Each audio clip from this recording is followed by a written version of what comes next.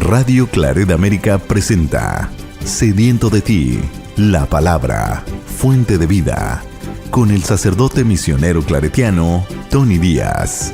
Reflexiones diarias del Evangelio. Aquí iniciamos.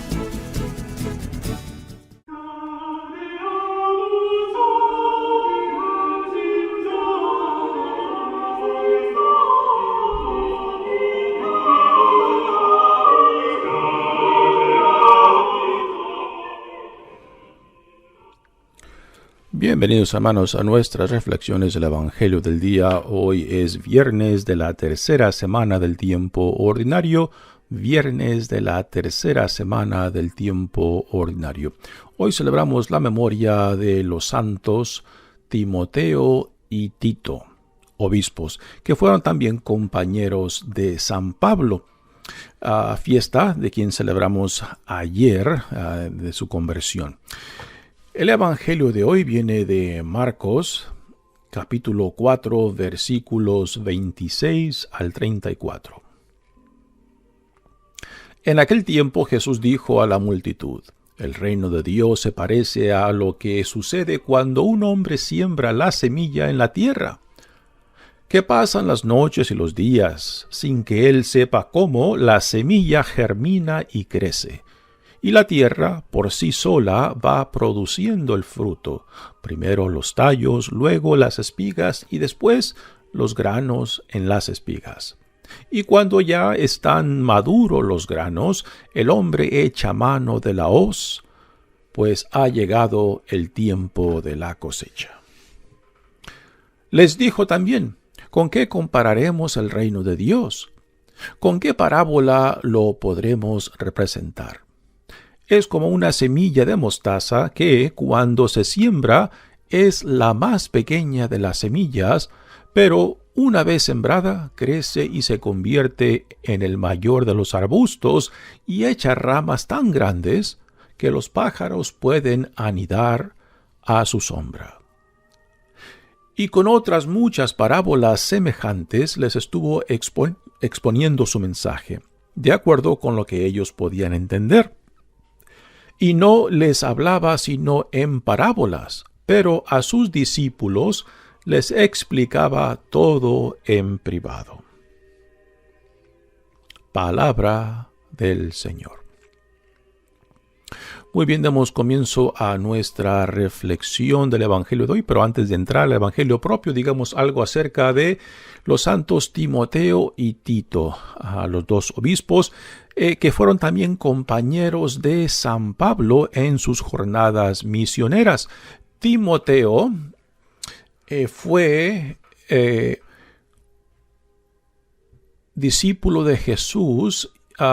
Creo que fue en cerca de Tarso, donde lo conoce en la provincia de Cilicia, de donde es originalmente Pablo, y que Timoteo viene de una familia muy religiosa, particularmente su madre y su abuela son judías, ¿no? Y Timoteo fue formado por su madre y por su abuela, y después, por medio de San Pablo, él se convierte al cristianismo igual junto con su familia.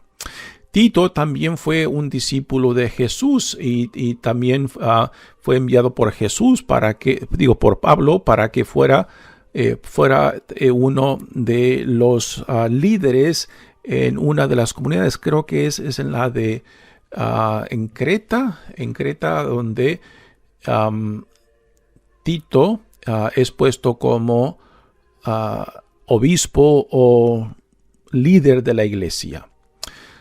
A los dos, Pablo les dirige cartas que se les llaman cartas pastorales, aconsejándolos y animándolos en el liderazgo que ellos recibieron para que no se echaran atrás. Y particularmente a Timoteo, que es todavía un poco joven, le dice que no se sienta menos, de que no se acobarde ante la gran responsabilidad que él ha recibido, puesto que ha sido llamado, ha sido ungido para ese puesto y que por tanto tiene que desempeñarlo en su mejor posibilidad, ¿no? De que no se acobarde, de que no tenga miedo a las consecuencias, de que no tome su juventud como algo contrario a su misión, sino que lo vea todo lo contrario, que vea su juventud como la energía para ponerla al servicio de Jesucristo. Y es esto lo que Pablo mismo modela para ellos, ¿no? De que el llamado es para el servicio, no para su propio beneficio o para sus propios intereses. Esto lo deja bien claro Pablo en su propia persona, y es así como él forma tanto a Timoteo como a Tito, ¿no? Los dos fueron líderes en las primeras comunidades cristianas, que por tanto, pues, han dejado una huella en la iglesia primitiva, y nuevamente Pablo les dirige un par de cartas a ellos, a Timoteo como a Tito. Muy bien, pasemos ahora al Evangelio de hoy, que viene de Marcos. Y aquí tenemos en esta sección de Marcos un par de parábolas, una de las últimas parábolas en esta sección, no del Evangelio, donde Jesús nos da dos parábolas en torno al reino de Dios y dos parábolas que están conectadas con la agricultura, ¿no?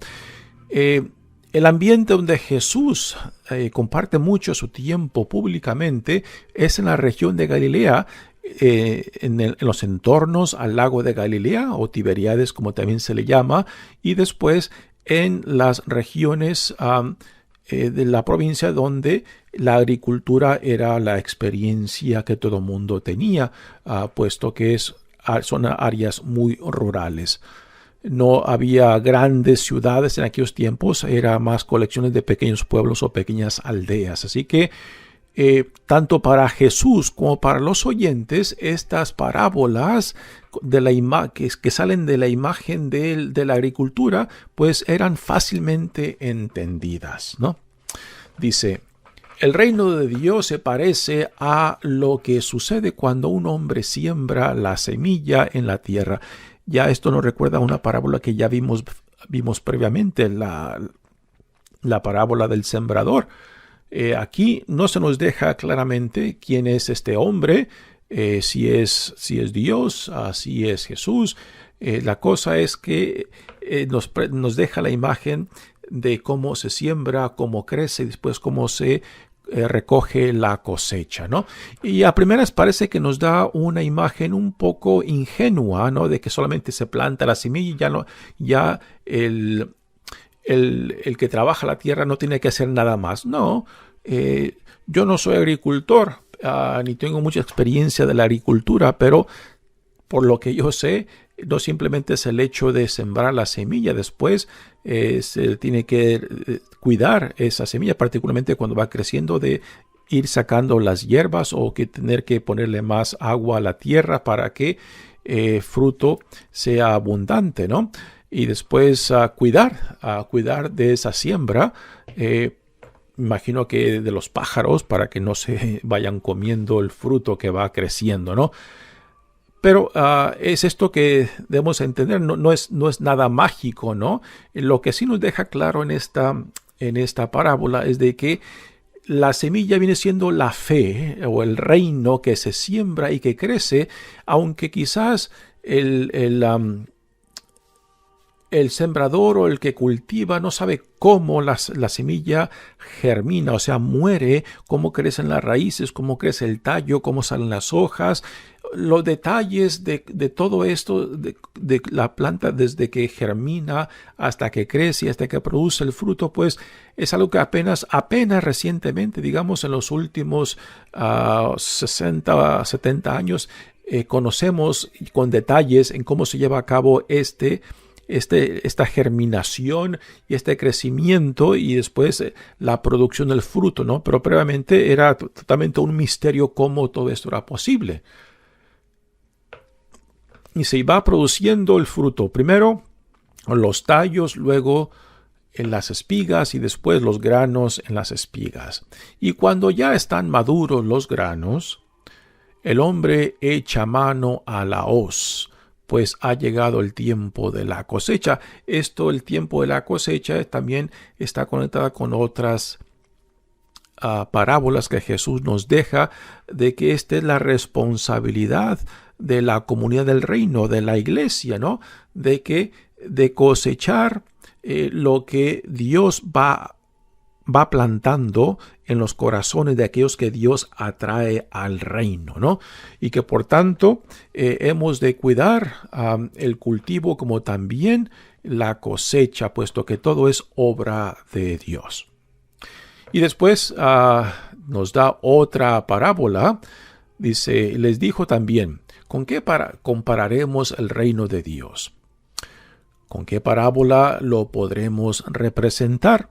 Es como una semilla de mostaza que cuando se siembra es la más pequeña de las semillas. No es la más pequeña, es pequeña, pero no es de las más pequeñas. Eso lo sabemos claramente. Quizás en los tiempos de Jesús, quizás era una de las más pequeñas, si no sabían de otras más pequeñas. Pero de que es pequeña, sí es pequeña, pero no es la más pequeña en existencia. Pero una vez sembrada, crece y se convierte en el mayor de los arbustos. Nos dicen los comentaristas que un arbusto de mostaza pues puede crecer hasta 10 pies. No es un árbol, es un arbusto, ¿no? Y tan frondoso y espeso es que aún pájaros pueden hacer nidos en sus sombras, ¿no?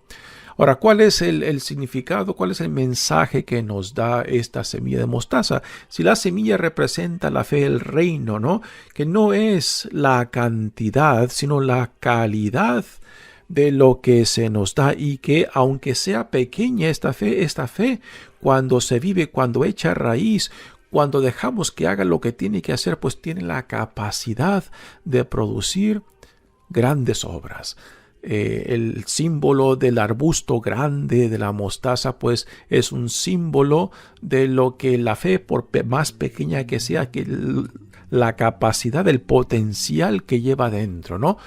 Los discípulos en los evangelios varias veces le preguntan a Jesús, ¿no?, que aumente su fe, y Jesús le dice, no es cuestión de aumentar, es cuestión de que creas, de que te dejes iluminar, de que te dejes transformar por esa fe, aunque sea pequeña. Pues si esa fe verdaderamente, aunque es pequeña, aunque no es de gran cantidad, pero lleva por dentro el gran potencial de hacer grandes cosas en ti y por medio de ti, en cada uno de nosotros. Y es esto, no es tanto la cantidad, sino la calidad de lo que se nos da, ¿no? Y que todo aquello que viene de Dios ya por dentro un gran potencial y con una gran capacidad de producir grandes frutos, siempre y cuando uno se deje transformar por esta gracia que viene de Dios, ¿no? Y esto es parte del significado de esta semilla de mostaza. Dice, pero una vez sembrada crece y se convierte en el mayor de los arbustos y echa ramas tan grandes que los pájaros pueden anidar a su sombra. Y aquí ahora, en forma de resumen, Marcos pone las siguientes palabras: y con otras muchas parábolas semejantes les estuvo exponiendo su mensaje, de acuerdo con lo que ellos podían entender. Así que aquí está hablando de la multitud que sigue a Jesús. Y en la multitud pues hay una diversidad de gentes, aquellos que solamente lo siguen por curiosidad, algunos que tienen interés, algunos que quizás buscan alguna sanación, y después están también el grupo de los discípulos, de los 12, ¿no? Dice, y a ellos les hablaba en parábolas, y no les hablaba sino en parábolas, pero, y aquí este pero es muy importante, dice, pero a sus discípulos les explicaba todo en privado. ¿Por qué Jesús hacía esta distinción entre el grupo, digamos, interno y el grupo externo? El grupo externo viene siendo la mayoría de gente que lo seguía y quizás otros discípulos, pero después el grupo interno, el grupo íntimo de Jesús, que vienen siendo los 12, a ellos sí les explicaba las parábolas en privado, y quizás para formarlos, porque después ellos pasarían a ser la extensión de Jesús en la proclamación del reino, y también con la autoridad y poder de hacer lo mismo que Jesús llevaba a cabo como testimonio de que su proclamación en torno al reino era veraz y que venía de Dios, y que las sanaciones, los milagros, las expulsiones de demonios daban testimonio tanto de su autoridad y de su poder que venía de Dios, ¿no? Y esto, pues aún hoy en día también es algo que podemos aprovechar también nosotros, que por medio de nuestro bautismo somos llamados también a proclamar nuestra fe. Fundamentalmente es misionera, nunca solamente es para nosotros y para que por medio de nosotros también otros lleguen a conocer a Dios, y al conocerlo amarlo, y al amarlo servirlo. Es lo que vemos claramente en estos santos que celebramos hoy, de Timoteo y Tito, que fueron discípulos de San Pablo. Mi nombre es Padre Tony Díaz, misionero claretiano. Que Dios los bendiga. Radio Claret América presentó Sediento de ti, la palabra. Fuente de vida. Sus comentarios son importantes. Contáctenos en radioclaretamerica@gmail.com.